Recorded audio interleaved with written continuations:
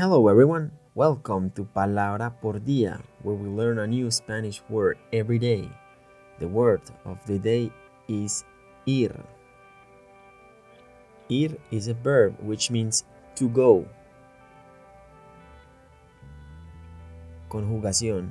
Repeat after me. Yo voy.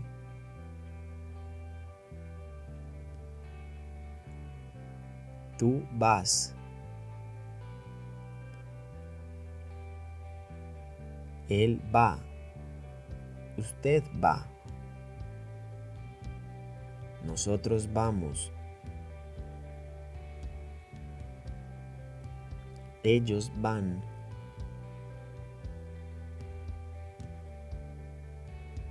Vosotros vais. Before we jump into the examples, subscribe to this channel if you want to learn a new word in Spanish every day. Ready? Let's go. Ejemplos. Yo voy al cine. Tú vas al cine. Él va al cine. Usted va al cine. Nosotros vamos al cine. Ellos van al cine.